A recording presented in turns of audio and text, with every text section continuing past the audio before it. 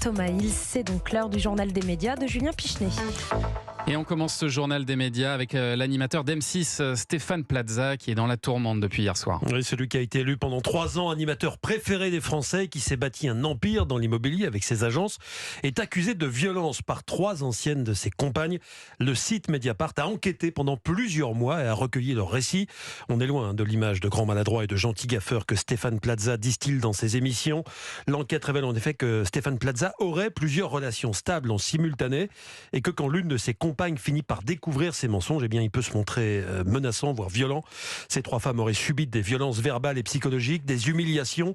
L'une d'elles, Thomas, a même été blessée à la main. Alors, est-ce que Stéphane Plaza a répondu à ces accusations ? Il nie tout ce qui lui est reproché. Nous avons tenté de le joindre, mais l'animateur n'a pas donné suite. Il a laissé son avocate répondre. Celle-ci assure qu'il s'agit d'accusations fantaisistes et mensongères. Selon elle, les accusatrices sont des femmes qui se sont liguées contre lui après avoir été conduites. De son côté, la chaîne M6, qui a pu s'entretenir avec Stéphane Plaza, a signalé dans un communiqué qu'elle était particulièrement attachée aux valeurs de respect des personnes et qu'elle prenait acte de sa contestation formelle des faits et des contestations juridiques qu'il a engagées. Autrement dit, il devrait rester à l'antenne, en tout cas pour l'instant. Et puis le média 20 minutes porte plainte pour usurpation d'identité. Depuis une dizaine de jours, il y a une vidéo qui circule sur les chaînes Telegram et sur des sites russes. Une vidéo qui reprend la charte graphique du média français 20 minutes et qui accuse la chaîne d'information France 24 d'avoir commandé des graffitis anti-ukrainiens pour en imputer la responsabilité à la Russie. Alors en découvrant cette vidéo, 20 minutes a dénoncé un faux reportage réalisé avec une technique de typo squattage, technique qui consiste à imiter les codes graphiques des grands médias pour se faire passer pour eux. L'éditeur a décidé de porter plainte. France 24, de son côté, dément les allégations colportées dans la vidéo trompeuse. Et puis l'émission de cinéma de France de Beau Geste fait son retour dimanche soir. C'est une émission qui avait été lancée en janvier 2023 avec Beau Geste. Pour ceux qui ne connaissent pas, on n'est pas dans l'émission de promotion classique. On privilégie ici les interviews à l'extérieur, les déambulations sur les plateaux de tournage, et ça marche. Au départ, il était question de laisser cette émission à l'antenne seulement 5 ou 6 mois.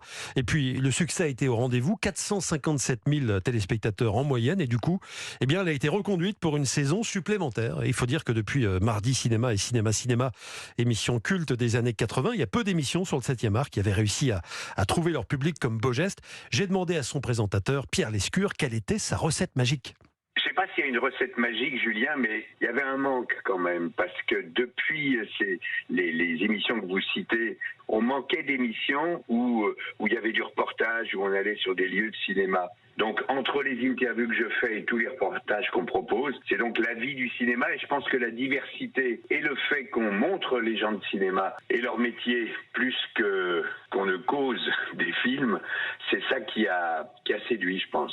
Ça me fait plaisir parce que d'un seul coup, on repart pour 30 émissions, donc pour toute l'année. 30 émissions cette saison, la première donc dimanche soir, avec Catherine Deneuve comme invitée. Alors, pour ceux qui sont pris dimanche soir, l'émission sera disponible dès dimanche matin en replay. Pierre Lescure m'a confié que 20% des gens qui regardaient l'émission le faisaient d'ailleurs en replay. Il faut dire qu'il a une chance, Pierre Lescure, c'est qu'il connaît tout le cinéma français.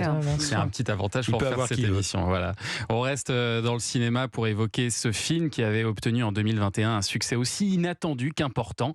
Les Baudins en Thaïlande sont diffusés ce soir pour la première fois à la télé. Ouais, ce film diffusé à 21h10 par M6, c'est un véritable phénomène déjà parce qu'il avait fait le plein en 2021, 1 700 000 spectateurs à une époque où Covid oblige, personne n'allait au cinéma, les salles étaient vides. Bon, écoutez, Madame Baudin, votre fils, il est en train de nous faire une grosse dépression. Vous allez devoir le dépayser. Vous en avez de bonnes, vous avez déjà essayé de dépayser un paysan ? Il n'y a pas que ça qui rend les Baudins si originaux. Vincent Dunois et Jean-Christophe Fraissinet, alias Maria, et Christian Baudin doivent en effet essentiellement leur succès aux régions. Si le film a cartonné, c'est pas grâce aux médias nationaux qui n'en avaient quasiment pas parlé à l'époque, au moment de la sortie, mais grâce aux bouche à oreille. Les Baudins avaient fait une tournée triomphale d'avant-première dans toute la France. Ils en parleront après le film dans un documentaire intitulé Opération Thaïlande. Extrait. On sentait une vraie demande. Alors, on sortait de la pandémie, les gens avaient besoin de se distraire. Je pense que déjà le film, il correspondait à ce que les gens avaient envie de voir à ce moment-là. C'est-à-dire que de se distraire avec des choses simples, ça les fait aussi voyager.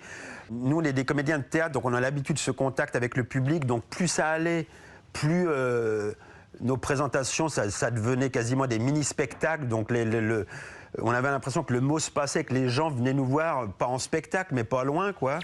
Les Baudins se cristallisent, en fait, symbolisent peut-être cette rupture entre Paris et la province. Sur les 1 700 000 entrées qu'a fait le film, seuls 40 000, c'est rien du tout, ont été enregistrés à Paris. Voici comment ça peut s'expliquer, selon Frédéric Tepper, co-auteur du documentaire avec Nathalie Saphir.